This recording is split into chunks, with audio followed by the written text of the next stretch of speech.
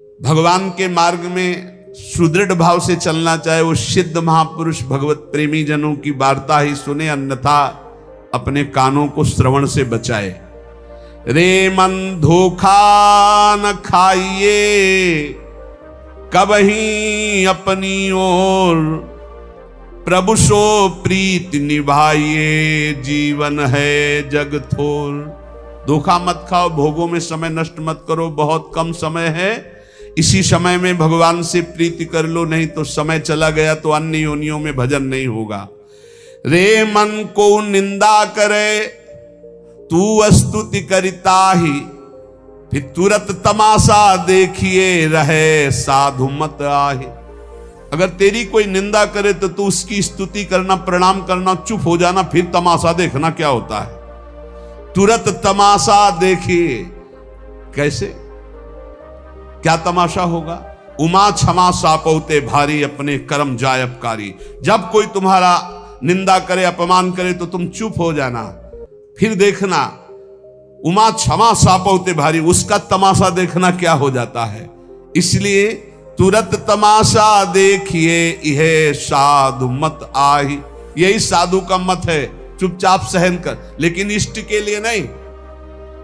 हमें गाली दो तो चलेगा, हमारे धर्म, हमारे राष्ट्र, हमारे इष्ट के विषय में फिर ये नपुंसकता होगी कि अपने इष्ट की निंदा, अपने गुरु की निंदा, अपने प्रभु की निंदा, अपने राष्ट्र की अवहेलना, धर्माचरण देखकर हम मौन रहे कि नहीं हम साधु हैं, हमें सहन, हमें गाली दोगे, हमें मारोगे, सह लेंगे, लेकिन हमारे इष्ट के प्रति, हमारे गुरु के प्रति, हमारे धर्म के प्रति बोलोगे तो प्राण न्यौछावर कर देंगे, तुम्हें बोलने लायक नहीं रखेंगे। धर्म का स्वरूप यही है, हमें सताओ हम सह लेंगे, लेकिन हमारे धर्म पे, हमारे गुरु को, हमारे इष्ट को अगर अवहेलना की तो फिर उसमें क्षमा नहीं होगा। यह सिद्धांत रखना चाहिए। हमें गाली दोगे सह लेंगे, लेकिन हमारे इष्ट को, हमारे गुरु को, हमारे धर्म को नहीं। उपासक दो ही भाव से भगवान के मार्ग में चलता है। एक तो भय, भय से भयभीत होकर भगवान के मार्ग, जो सभीत आवा सरनाही, रखियो ताई प्राण की नहीं। और दूसरा किसी महापुरुष के आश्रय से अभय होकर चल देना, वो महापुरुष के आश्रय से होगा। पहला है विचारों के द्वारा भयभीत हो जाना और भगवान की शरण में हो जाना। जैसे महाराज शुद्धोधन के एकमात्र पुत्र थे सिद्धार्थ, जो महात्मा बुद्ध के नाम से कहे गए, बहुत विवेकवान थे। इनके विवेक को देख करके राजा शुद्धोधन ने अपने पूरे मंत्रिमंडल में आदेश कर दिया था, कभी भी इनको वृद्ध न दिखाया जाए, रोगी न दिखाया जाए, कुरूप न दिखाया जाए और मृत शरीर न दिखाया जाए। ऐसी जगह इनको बचा लिया जाए, ये देख ना पावे। बहुत विवेकवान थे। तो ये देख करके शुद्धोधन जी ने कि कितने सिद्धार्थ विवेकवान है, अगर इसने रोगी को देखा, वृद्ध को देखा, मृत को देखा, कुरूप को देखा, तो पता नहीं क्या निर्णय कर लेगा। इसलिए 4 बातों के लिए राज मंत्रिमंडल में निषेध किया गया था। कभी भी युवराज को वृद्ध, रोगी, कुरूप या मृतक न दिखाया जाए। अगर कभी ऐसा हो तो इनको घेर लिया जाए और वो देख ना पाए। लेकिन भगवान के विधान पर राजा का विधान थोड़ी चलता है। एक दिन उन्होंने पिता से आज्ञा ली कि मुझे नगर अपना देखना है। आज्ञा कर दी, पर उनके मित्र और साथियों को कहा हमारी 4 बातें याद रखना, रोगी, कुरूप या वृद्ध या मृतक हमारे राजकुमार की दृष्टि में नहीं पड़ना चाहिए। नगर देखते हुए जा रहे थे कि उन्होंने देखा झुकी कमर, जर्जर दे, लाठी टेकता हुआ एक वृद्ध जा रहा। तुरंत उन्होंने घेर लिया कि ना देख। उनका रुको, ये क्या है? तो उनका ये एक हमारा आपका जैसा शरीरधारी मनुष्य है, ऐसा मनुष्य होता है, धीरे धीरे लाठी टेक। ये कैसा है? बोले ये जो आपकी अवस्था है, इसके बाद जो अधेड़ अवस्था आती है, फिर ये वृद्धावस्था।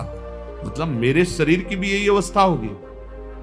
हाँ राजकुमार, यदि पूरा जीवन जिया जाए तो जवानी के बाद वृद्धावस्था आती है। चलो वापस चलो, मुझे अब नहीं देखना। एकांत में बैठकर बहुत चिंतन किया। आज जवानी है, पत्नी प्रिय लग रही है, परिवार प्रिय लग रहा है, राज प्रिय लग रहा है, कल वो दशा आ जाएगी शरीर की कि लाठी लेकर के एक एक कदम झुक झुक कर चलना होगा। फिर सत्य क्या है? एक दिन फिर कहा मुझे नगर दर्शन कराने के लिए, फिर आज्ञा हुई। बड़ी सावधानी इस बार रखी गई थी, लेकिन मार्ग में देखा कि एक हड्डी हड्डी शरीर में है, जैसे टीबी का मरीज, मिर्गी का मरीज, बार बार वो फेन उगल रहा है, भूमि पर तड़प रहा है, कोई उसके पास नहीं। राजकुमार सिद्धार्थ नजदीक गए, ये क्या है? उनका महाराज ये मनुष्य ही है। ऐसी दशा क्यों हुई? ये रोग से युक्त है।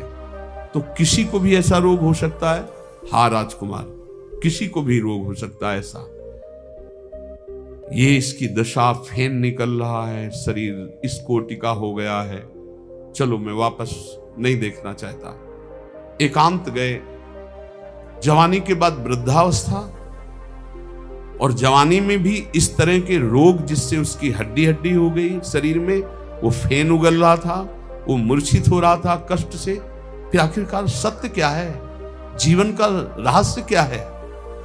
तीसरी बार फिर कुछ दिनों बाद कहा मैं नगर यात्रा में जाना चाहता हूं। फिर आदेश हुआ, भगवान का विधान, राम नाम सत्य है, राम नाम सत्य है। एक मुर्दे को लो, रुको राजकुमार, रखो, खोलो, इसमें क्या है? राजकुमार ये तो शव है। ये क्या होता है? बोले जो बूढ़ी अवस्था देखी, जो रोगी अवस्था देखी, इसके बाद ये मृत अवस्था आती है, आदमी मर जाता है। मैं भी मर जाऊंगा? हाँ, अगर वृद्धावस्था आई, रोग अवस्था आई, तो उसके बाद मृत्यु अवस्था होती। तो जीवन का सत्य क्या है? यही जीवन का सत्य है। राजकुमार मैं इस विषय में तो नहीं जानता, पर यह जरूर दशा सबकी आती है। तो मृत्यु का ग्यास कभी भी बना जा सकता है। हाँ राजकुमार, कभी भी मरा जा सकता है। बुढ़ापा, रोग, मृत्यु, जब इससे जीवन ग्रस्त है तो आनंद कहां है?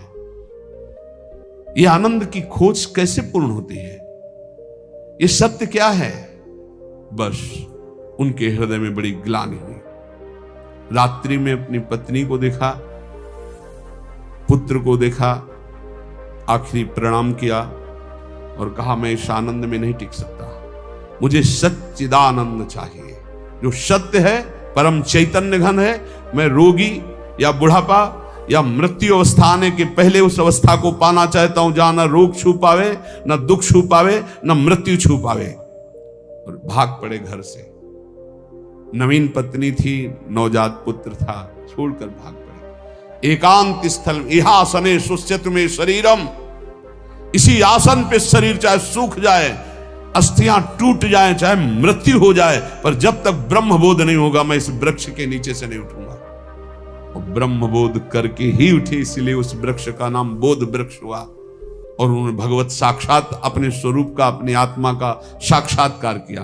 तो या तो ये भय लग जाए इस तरह विचार करके भगवान की शरण में, और या फिर किसी भगवत प्रेमी महात्मा के प्रभाव से निर्भयता आ जाए।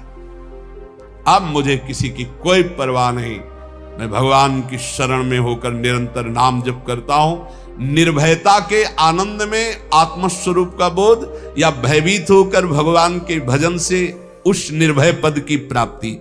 दो में कोई एक तो हो, यहां बीच में है, ना तो पूर्ण भयभीत है और ना पूर्ण निर्भय है। इसीलिए संसार के राग में रमे हुए हैं। संत जन कहते हैं एक को स्वीकार करो, या तो भगवान के भक्तों का आश्रय लेकर निर्भय पद, और या भयभीत होकर भगवान की शरण में हो जाओ और अपने स्वरूप का बोध प्राप्त करो।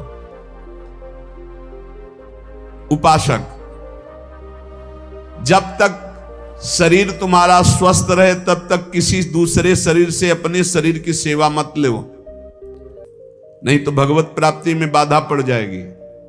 ध्यान दीजिए, बहुत काम की बात है। ए जरा पानी लाना, नहीं, अगर उठ करके लाने लायक हो तो स्वयं लीजिए, किसी से पानी मत मांगिए। ये अमुक काम कर, बिल्कुल नहीं। अगर ऐसा करते हो तो यहाँ संत महापुरुष निषेध करते हैं। जो दूसरों से अपनी सेवा कराता है, शरीर स्वस्थ होते हुए अपने शरीर की आराम व्यवस्था चाहता है, वो नरक भले प्राप्त कर ले, ब्रह्मबोध तो नहीं प्राप्त कर सकता, ना भजन कर सकता है। नियम लो, जब तक शरीर स्वस्थ है किसी से पानी की भी चाह मत करो। अपना कपड़ा लत्ता, अपनी कार्य व्यवस्था, अपनी दिनचर्या अपने हाथ से होनी चाहिए, किसी का भी सहयोग नहीं। और ऐसा था इसलिए कह रहा हूं कि अब तो भगवत सहारे है, किडनी खराब है तो जैसे प्रभु रखे, नहीं तो भिक्षावृत्ति और अपने दिनचर्या में अन्य संत भगवान की सेवा करना, लेकिन अपनी कभी किसी से सेवा किसी भी तरह की न कराना। अगर पानी भी लाना तो स्वयं लाते थे। अपनी श्री जी की सेवा, अपना कार्य स्वयं करे। पहला ये नियम है भगवत प्राप्ति का, शुद्ध ज्ञान प्राप्ति का। जब तक शरीर स्वस्थ हो तो अपनी किसी भी तरह की कोई सेवा स्वीकार न करे किसी से। दूसरा, किसी भी संसारिक मनुष्य से राग नहीं होना चाहिए। अगर संसारिक मनुष्य से राग करोगे तो अपने शरीर का देहाभिमान पुष्ट रहेगा, जिससे पंच तत्वों में तुम्हारी प्रीता रहेगी, फिर जन्म मरण बना रहेगा। तीसरा, ये शरीरासक्ति ही तुम्हारे जन्म का कारण है, इसलिए इस संसार में जन्म मृत्यु के चक्कर को काटने के लिए शरीर आसक्ति का नाश करो। खान पान, भोग विलास, प्रीता, प्रणाम, नमस्कार, ये सब शरीर आसक्ति को पुष्ट करते हैं, इनसे बचो। उचित भोजन, उचित जलपान, एकांत सेवन, श्री जी की सेवा, असंगता अपने शरीर से।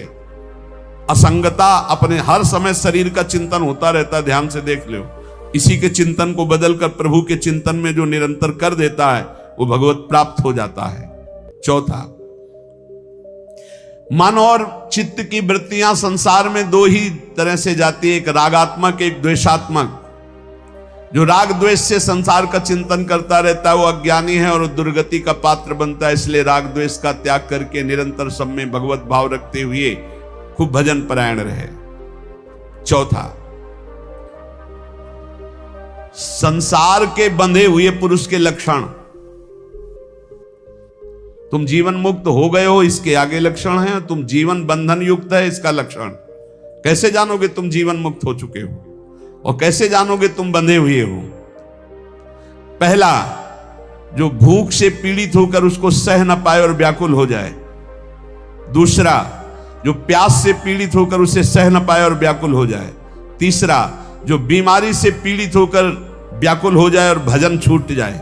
चौथा, जो बुढ़ापा अवस्था से युक्त होने का अंदर डर बैठ जाए और सोचे कि मैं ऐसा भजन करूं कि मैं कभी बूढ़ा ही ना हूं या कभी रोगी ही ना हूं। भजन का प्रयोग शरीर सुख के लिए करने लगना। राग, द्वेष, मोह, निद्रा में सुख, भयानक चिंताएं, भय, खेद, स्वेद, विस्मय, शोक, मंद, अरति, वो जन्म मरण चक्र को प्राप्त होने वाले बंधन से युक्त पुरुष का ये लक्षण है।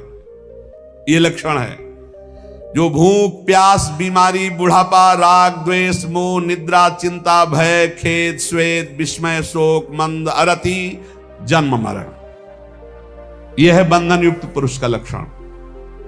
जो बंधन रहित होता है वो भूख से कभी व्याकुल नहीं होता, प्यास से कभी व्याकुल नहीं होता, वो बीमारी से कभी व्याकुल नहीं होता, बुढ़ापे का कोई भय नहीं होता, किसी से राग द्वेष नहीं होता, ना अपने शरीर से मोह, ना किसी के शरीर से मोह, ना किसी तरह की नींद आदि का सुख होता है। नींद में सुख है उसी को मिलता है जो बंधा हुआ पुरुष है। नींद ही नहीं होती ही नहीं। आगे चलकर तमोगुण खत्म हो जाता, नींद ही नहीं होती। जितनी देर पड़े रहो मंत्राकार वृत्ति, समय आया उठो चल दो। चिंता, किस बात की चिंता? जब भगवान हमारे रक्षक हैं, भरण पोषण करने वाले हैं। खेद, किस बात का खेद? जब करता ही नहीं बचा तो खेद किस बात का? स्वेद, किसी भी तरह की परेशानी नहीं, किसी भी तरह का कोई विकार नहीं, कोई आश्चर्य नहीं, कोई शोक नहीं, बुद्धि मंद नहीं, कोई दुख नहीं, न जन्म न मरण। ये होते जीवन मुक्त महापुरुष के लक्षण। क्षमा, आर्दव, सत्य, शौच, संयम, तपस्या, त्याग, अकिंचनता, शुद्ध ब्रह्मचर्य, ये जीवन मुक्त महापुरुष के लक्षण होते हैं। उसमें स्वाभाविक की स्थिति आ जाती है। गुरुदेव कहते हैं कि चेत जा, दोषों का त्याग करके तू जीवन मुक्त बन। जैसे घीव दूध में रमी रहा व्यापक सब ही ठोर, दादू बकता बहुत है मथ काढ़े ते और। जैसे दूध में घी है पर वो प्रक्रिया से निकलेगा, ऐसे नहीं निकलेगा। ऐसे ही कोई गुरु कृपा पात्र, तर्क करना तो लोगों को बहुत आता है। सत्संग में एक बार कहा था कि जब आपको भगवत प्राप्ति होगी तो किसी के प्रमाण की जरूरत नहीं पड़ेगी, आपका हृदय बता देगा। तो किसी ने प्रश्न किया, सुखदेव जी को तो प्रमाण की जरूरत पड़ी, वो जनक जी के पास गए, वो आपने तो कहा प्रमाण की जरूरत नहीं, तो सुखदेव जी ने गुरु बनाया था क्या किसी को? अभी तो पैदा ही हुए थे, नार व्यवहार के सहित चले थे, और जब अपने स्वरूप का बोध हुआ तो प्रमाण कौन दे कि यही ब्रह्म तत्व है? लेकिन यहां तो प्रारंभ ही गुरु कृपा से होता है। यहां गुरु कृपा से ही प्रारंभ होता है, बिना गुरु कृपा के कोई साधन ही नहीं चलता। ऐसे कोई आज तक बताओ प्रमाण कि जो जन्म लिया हो, जिसका नाल छेदन ना हुआ हो, ब्रह्मबोध संपन्न महापुरुष हो और घर बार त्याग कर चल दिया हो। अरे सुखदेव जी, सब सुखदेव जी है उदाहरण। बहुत चालबाज, बहुत बुद्धि चलती है। बोले आपने कहा था कि ब्रह्मबोध महापुरुष को प्रमाण की जरूरत नहीं होती, सुखदेव जी को तो प्रमाण की जरूरत हुई। सुखदेव जी कोई साधक है? सुखदेव जी ने गुरु बनाया था किसी को? नार व्यवहार सहित ऐसे चल दिए। यम प्रव्रजंतम अनुपेतम अपेत कृत्यम द्वि पायनो विरह कातर आजुहाव। पीछे पीछे द्वि पायन भगवान व्यासदेव जी, हा पुत्र पुत्री तन्मय तयातरो भिने दुस्तम सर्वभूत हृदयम मुनिमान तो उसमें एक बार मुड़ के नहीं देखा, सुको हम वृक्षों से निकलने लगा। पर जब ब्रह्मबोध महापुरुष को लगा कि क्या ये जो हमारी स्थिति यही पूर्ण स्थिति है, अब ये कैसे आया? क्योंकि गुरु नहीं बनाया। गुरु के बिना पूर्णता कैसे होगी? जाना पड़ा गुरु जी के पास, और यहां तो शुरुआत ही गुरु जी से होती है। अगर कोई परमार्थ का साधक है तो वो गुरु प्रदत्त नाम मंत्र से, तो गुरु हृदय में बैठ के बता देगा यही स्थिति है। इसीलिए कहते तुम्हें किसी और से प्रमाण की जरूरत नहीं, क्योंकि गुरु मंत्र मिल गया है।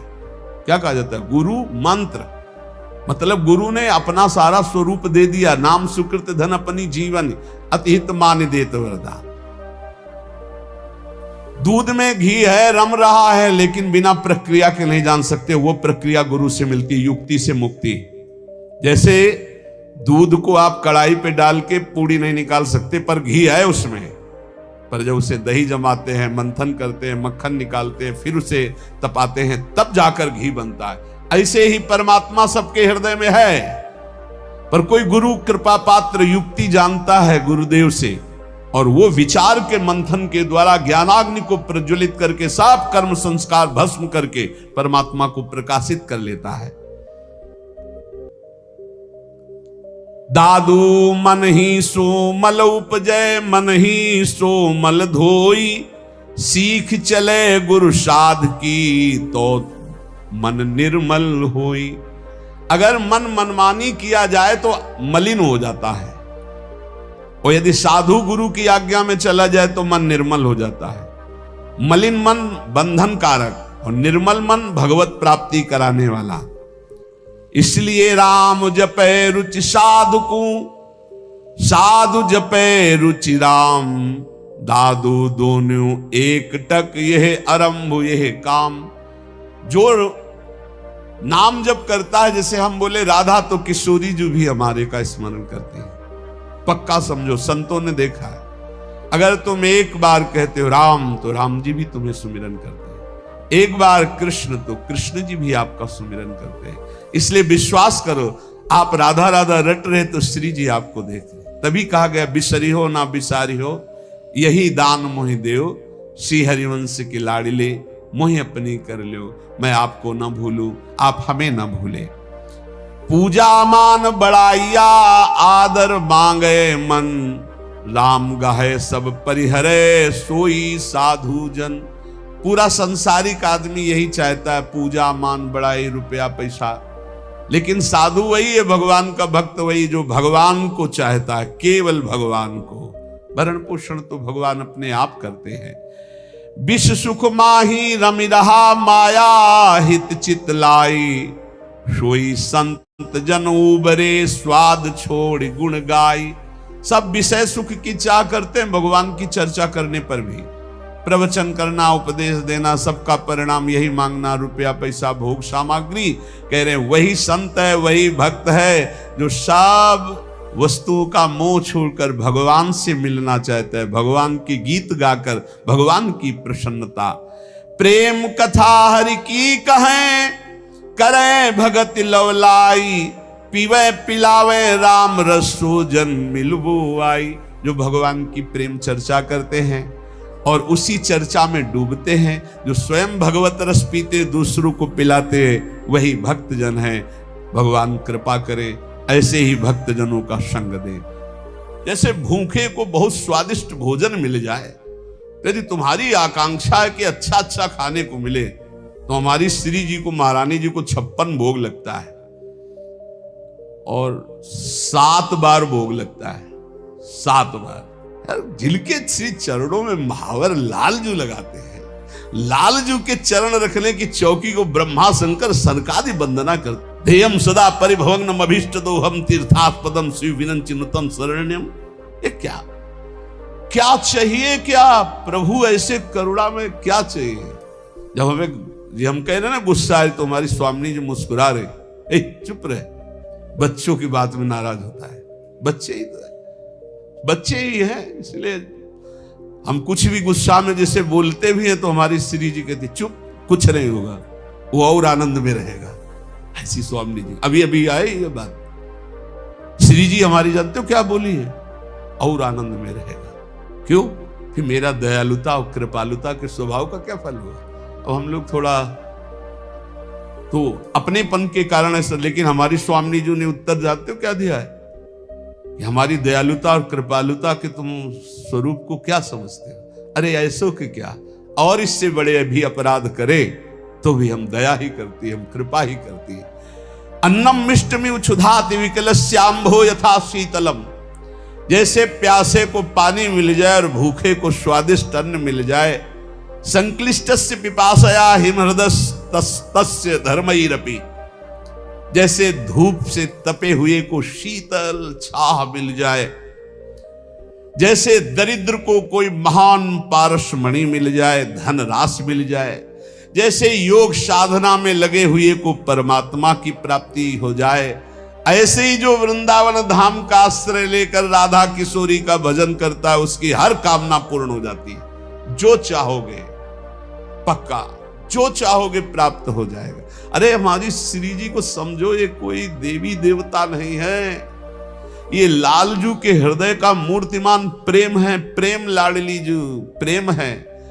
और जैसे कहा गया कि श्री कृष्ण यहां रुके ही नहीं, तो तुम श्री कृष्ण को, किन श्री कृष्ण को जानते हो? अभी किसी श्री कृष्ण को नहीं जानते। जो श्री कृष्ण के रूप में अवतार लिया, हमारे निकुंज के ठाकुर, आनंदाज नंद के द्वार, दास अनन्य भजन रस कारण प्रगटे लाल मनोहर ग्वार। तो उन्हीं के लिए तो हमारी श्री जी प्रकट हुई। चलो वृषभानु गोप के द्वार, जन्म लियो मोहन हित श्यामा, आनंद निधि सुकुमार। ये कभी एक कदम भी वृंदावन से बाहर नहीं गए हमारे प्रिया प्रीतम।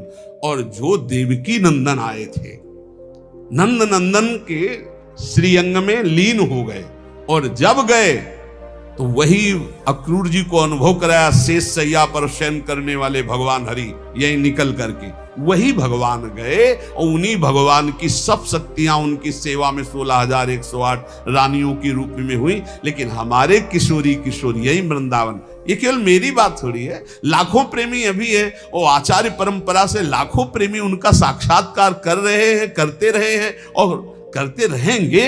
यही विराजमान है प्रिया प्रिय।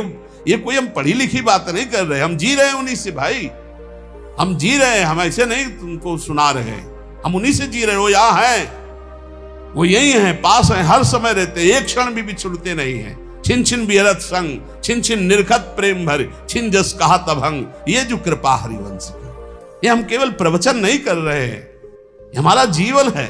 हमें कोई तुमसे कोई स्वार्थ लेना देना थोड़ी, हम केवल तुम्हारे मंगल के लिए भगवत प्रेरणा से चर्चा कर रहे हैं। ये बातें बताई नहीं। हमारे प्रिया प्रीतम एक कदम यहां से बाहर नहीं जाते।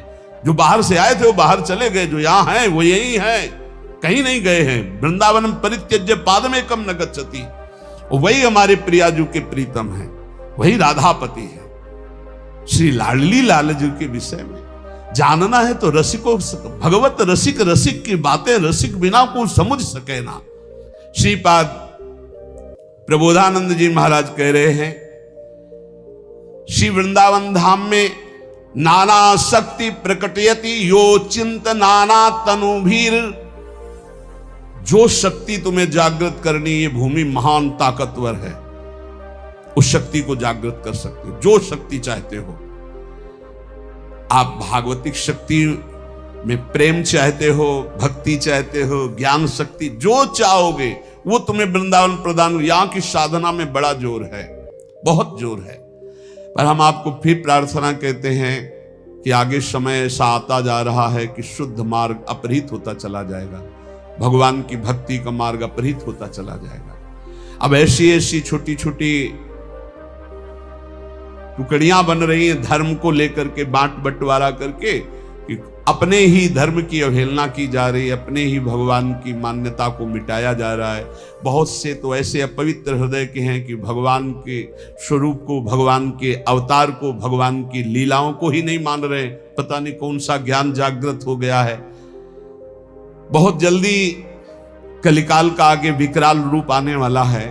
ये थोड़े समय के लिए है, ये बीच का जो अभी समय आया है, ये कुछ ही समय समझ लीजिए कि जैसे पीछे 100 तो आगे बहुत बहुत 100 वर्ष और समझ लीजिए। इसके बाद जो आतंक शुरू होगा वो भजन के बहुत विपरीत होगा। भजन नहीं कर सकते आप, सुना नहीं जाएगा, जिया नहीं जाएगा, ऐसी ऐसी बातें, ऐसा ऐसा प्रपंच मानसिकता में बैठ जाएगा, क्योंकि अधर्माचरण हो रहा है ना।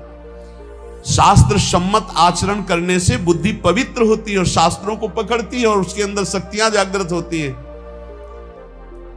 बड़ी सी दिव्य शक्तियां यहां विराजमान हैं, बड़ी दिव्य शक्तियां। नाना शक्ति प्रकटयति यो अचिंत नाना तनु भी। कौन सा कार्य ऐसा है जो ऐसे दुर्लभ हो? बस ये नाशवान शरीर, बाल्यावस्था से इसी के राग को काटने के लिए परमार्थ में चले थे और उसी को राग को, तो उसको राग को पुष्ट करना है। कौन सी शक्ति ऐसी है जो है नहीं? कौन सी तिथि तारीख मिनट, जैसे लोग कह देते ना कि अमुक तारीख को यज्ञ करें और सब बकवास कर दिए।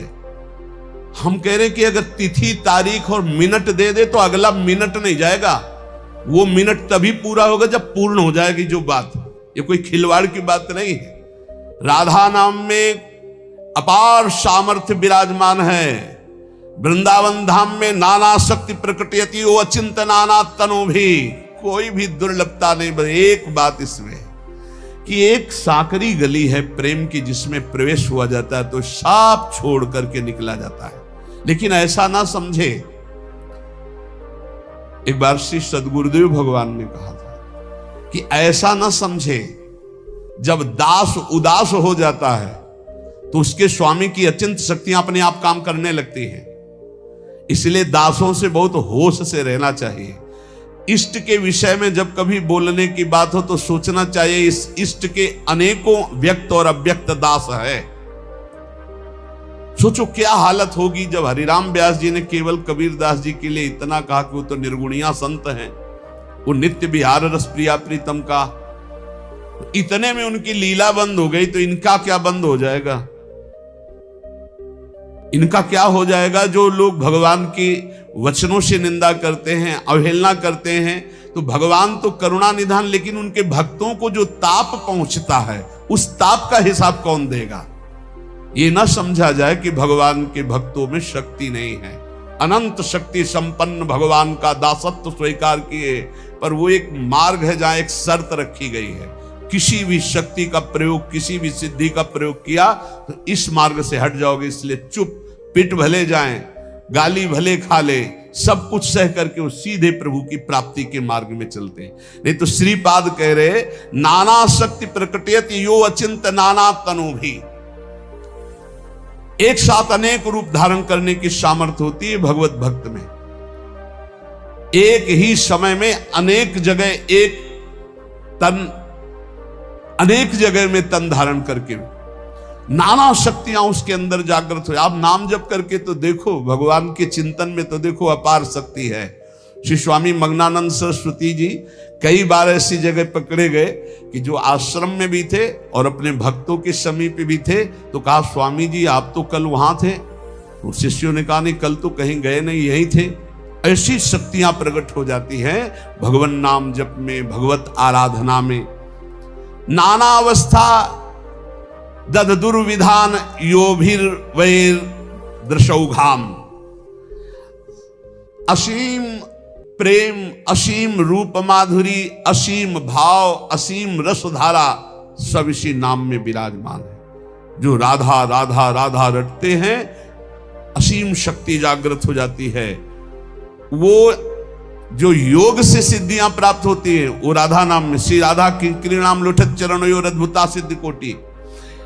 कभी किसी के द्वारा एक कहे जाने पर राधा नाम या राधा तत्व पर तुम्हें किसी को भी कोई संशय हो तो वृंदावन धाम में आना, श्री जी के चरणों के दासों से पूछना, तो तुम्हारा संशय निवृत्त हो जाएगा। ये बाहरी लोग श्री जी के विषय में, राधा नाम में, राधा महिमा में ये अनविज्ञ हैं। कोई अगर जानता है तो किसी रसिक से मिलकर जानता है, अन्यथा नहीं जानता है।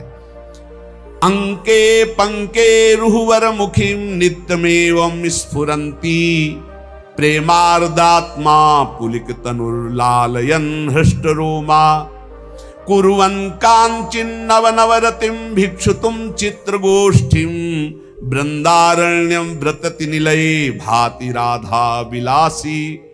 श्री कृष्ण चंद्र कभी श्री किशोरी जी के श्री चरणों को देखते हैं, कभी श्री मुखारविंद को देखते हैं, कभी प्रेमार्ध चित्त होकर पुलकित होकर अश्रु प्रवाह करते हुए श्री जी के श्री चरणों का लालन करते हैं। देखो कैसी हमारी श्री जी। कभी अपनी गोद में विराजमान करके हृदय से लगाकर अश्रुओं से श्री जी को अभिषिक्त करते हैं। ऐसे राधाशक्त, ऐसे राधा अधीन, ऐसे राधा विलासी श्री श्याम सुंदर का जो वृंदावन की लता गृह में विराजमान है, हम आराधना करते हैं।